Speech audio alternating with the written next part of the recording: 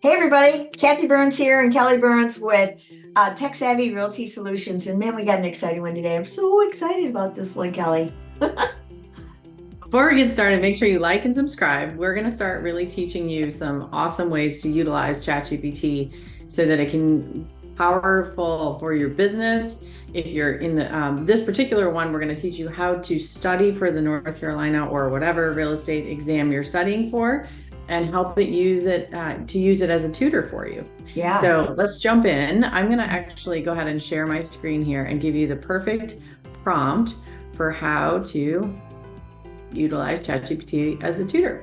But wait. Don't forget to subscribe and like this. Tell everybody about this. Anybody you know that's thinking about taking this exam, boom, this is your study partner.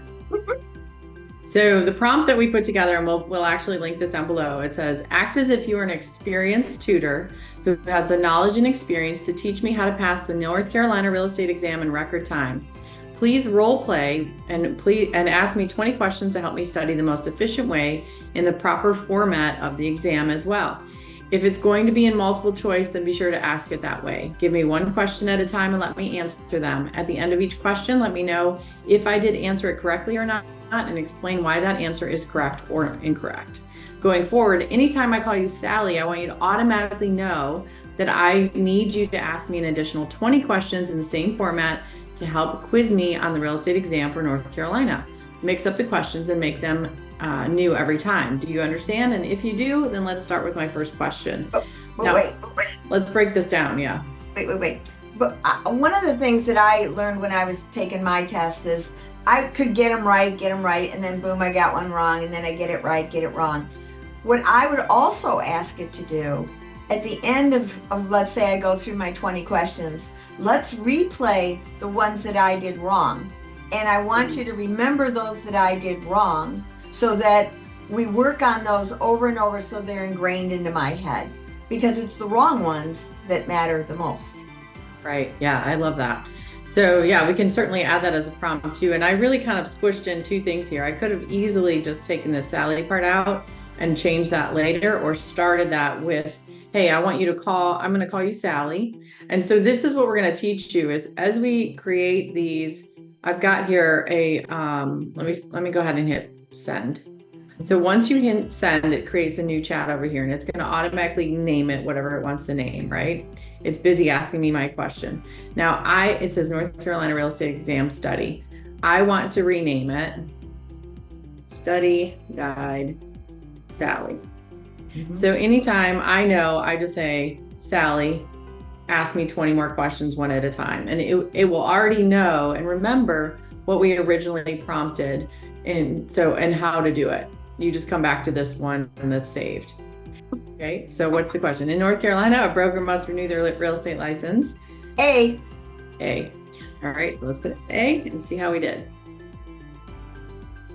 Oh. Failed.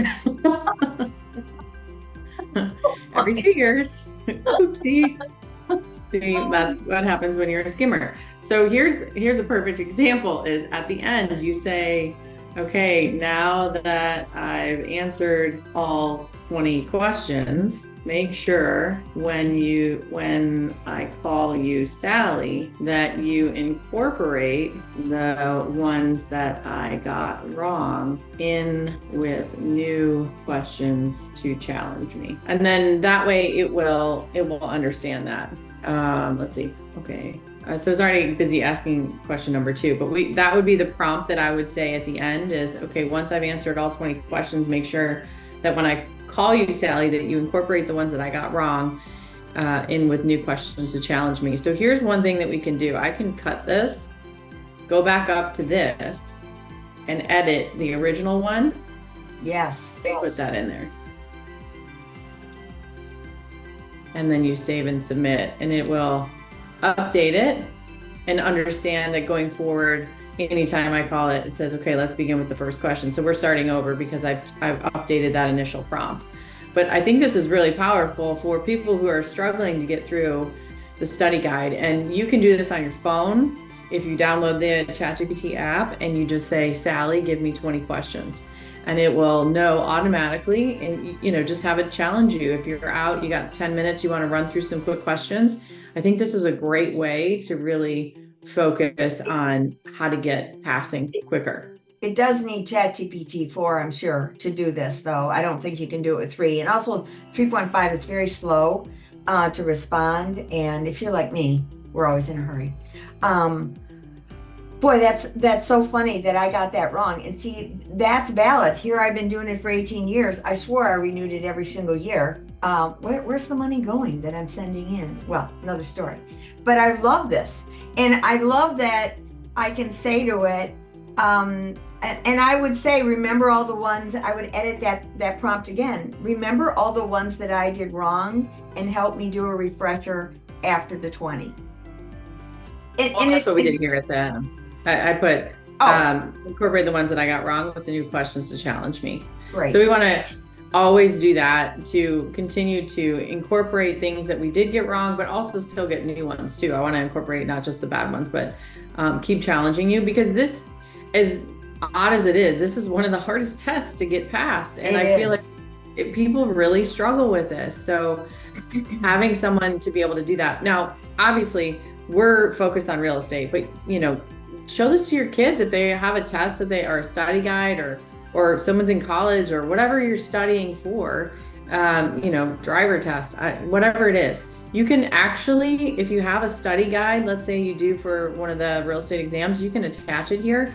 As long as it's within 10 megabytes, you can just attach it right there and say, I've attached basically the study guide. I want you to pull the information directly from here, because not always, ChatGPT 4 for sure can research and do Google and find more information, but I would certainly upgrade, just so you know, in case you don't, ChatGPT 3.5 versus ChatGPT 4.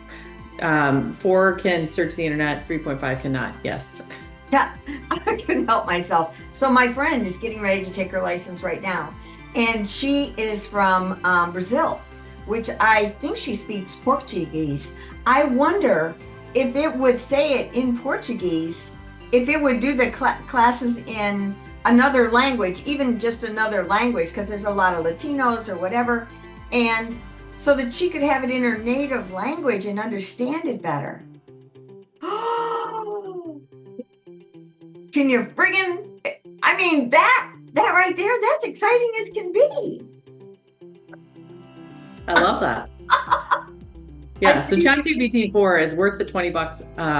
Absolutely worth the $20. So if you're gonna, and the other thing that's cool is that, I don't know if you know about this, but you can add a team workspace on here where you collaborate. So maybe you got multiple people that are trying to get their license and you're all trying to collaborate together. You can test each other, utilize ChatGPT, create quizzes, all kinds of stuff. Use this tool. If you're not using it, you're just wasting it. It's so beautiful, and really it's endless what you can do with it. I'm so excited about this. I can't hardly stand it. I know. So, and we talked about in one of our other videos, we're utilizing this as in a role play scenario where ChatGPT is asking questions to you. Right here, we have a role play scenario for a listing agent. So I want to rename this listing presentation Larry, and it knows anytime I contact it and say Larry, it will quiz me on, and I can say, here's the address. Basically look up this property. This is the one that we did the other day. Look up this property, Larry, and ask me questions to challenge my listing presentation. The biggest thing that I love about ChatGPT is that you can save these and have it essentially be little assistants for you. Like Sally is our study guide, so let's utilize her that way. If you need it to be adjusted in a different language, you can do that. And it's just endless. I love the possibilities. Well, the fact that it does it in other languages, because we're a global economy right now, and I mean, this particular woman is looking to take the class. I've been really concerned that she would be able to translate it mentally to even understand the questions. But if you put the questions in her native language, holy friggin' cow, I can't stand it. $20, what? Nothing. Worth it. All Sorry. right, cool. All good. Well, thank you guys. We appreciate your time. We just wanted to show you that quick tip and let you see exactly some of the amazing uses that ChatGPT can have to better your business, to help you study to get into the business, to help you prepare for listing presentations, buyer presentations. It can create, I mean, like the list is endless. If you look Yeah. at back on some of our videos, you can see some of the things that we've utilized ChatGPT for. But you can even ask it, what are some things that I can use you for, and it'll tell you. It does so much. So I encourage you to definitely dive deep into that. Come back to our channel. Be sure to like and subscribe. We're going to keep doing little ChatGPT tips of how to use it in your business. And we want to make sure that we're reaching everybody out there that needs some assistance, because our focus is really to make it simple and easy to embrace technology. And so many people are not. So Our let it, realtors especially. realtors for sure. Yeah. So let us help you, and be sure to like and subscribe, and we'll see you next time. And there will be a prompt in the description below for this one too. Yes. Thanks, Bye. guys.